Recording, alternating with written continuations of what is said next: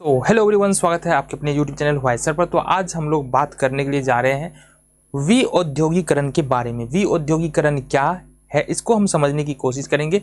कई बार 10th के exam में ये पूछे जा चुके हैं और हमको यहाँ पर थोड़ा सा पता भी, अगर एग्जाम नहीं भी है तो भी पता होना चाहिए कि विऔद्योगीकरण होता क्या है।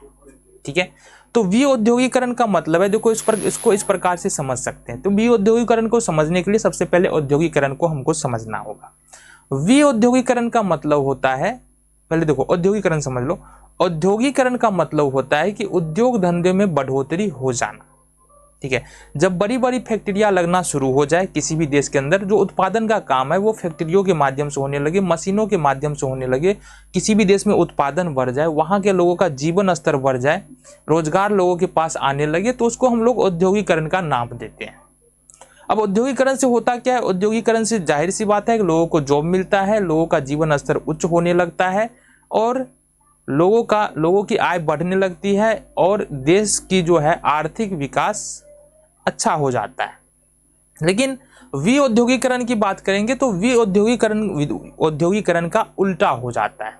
विऔद्योगीकरण का मतलब होता है कि देश के अंदर जो भी उद्योग धंधे हैं उसमें गिरावट आने लगती है, देश का जो रोजगार है वो खत्म होने लगता है, लोगों को रोजगार मिलना कम हो जाता है, उद्योग धंधे बंद होने लगते हैं, लोगों की आय कम होने लगती है, उत्पादन कम होने लगता है और देश की आर्थिक स्थिति जो है वो खराब होने लगेगा, लोगों का जीवन स्तर निम्न स्तर पर, नीचे के स्तर पर आ जाएगा।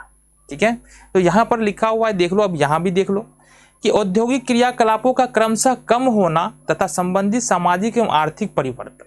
मतलब जो औद्योगिक क्रियाकलाप है, औद्योगिक क्रियाकलाप मतलब उत्पादन संबंधी जो भी काम है वो सब धीरे धीरे करके कम होगा और जिसका असर जो है लोगों के आर्थिक जीवन पर पड़ेगा, देश की आर्थिक व्यवस्था पर इसका असर होगा, यानी रुपया पैसा संबंधी कार्य पर इसका असर पड़ेगा। ठीक है, औद्योगिकरण जो है, विऔद्योगीकरण जो है औद्योगिकरण की उल्टी प्रक्रिया है। औद्योगिकरण में क्या होता है? फैक्ट्रियां लगती है, उत्पादन के कार्य बड़े पैमाने पर मशीनों के द्वारा किया जाता है, लोगों का जीवन अच्छा होने लगता है। विऔद्योगीकरण में ठीक इसका उल्टा होता है, रोजगार खत्म होने लगते हैं, फैक्ट्रियां बंद होने लगती हैं, धीरे धीरे करके सभी काम धंधे चौपट होने लगते हैं, लोगों का जीवन स्तर बिगड़ने लगता है, देश की आर्थिक स्थिति खराब होने लगती है। अब ऐसा हुआ क्या था भारत के अंदर? क्या कभी विऔद्योगीकरण हुआ है? तो भारत के अंदर जो है ना, विऔद्योगीकरण अंग्रेजों के समय में हुआ था। क्या था? ब्रिटिश जब यहाँ पर शासन करने के लिए आई थी, ब्रिटिश की जो ईस्ट इंडिया कंपनी थी वो भारत को गुलाम बनाकर इस पर शासन कर रही थी और उसकी नीतियां इस प्रकार थी कि भारत का जो कपड़ा उद्योग है वो धीरे धीरे करके खत्म होता चला गया। ठीक है, क्योंकि ब्रिटिश की ऐसी नीति थी ना कि कच्चा माल तो भारत से ही जाएगा, जो कपड़ा बनाने के लिए कपास चाहिए वो तो भारत से ही जाएगा, लेकिन उसको जो है ना अपने यहाँ से कपड़ा बना करके भारत के अंदर ला करके बेचता था, जब ब्रिटिश को फायदा ज्यादा होता था।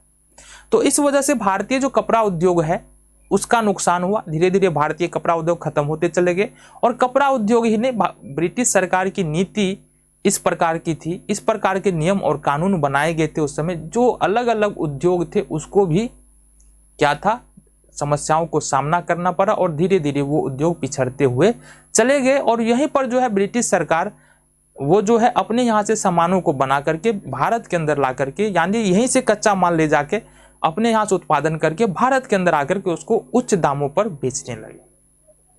तो जो विऔद्योगीकरण की समस्या थी उसके कारण हुआ क्या, भारत के अंदर जो हस्तकरघा उद्योग है, जो छोटे छोटे कुटीर उद्योग है, वो सारे के सारे बंद पड़ गए, है ना। तो भारतीय लोग जैसे धीरे धीरे बेरोजगार होते चले गए, इन लोगों का आय खत्म होता चला गया। जब विऔद्योगीकरण होता है तो ये होना आम बात यहाँ पर होता है। तो विऔद्योगीकरण समझ में आ गया है? चलो बहुत बढ़िया, मिलेंगे अगले वीडियो में।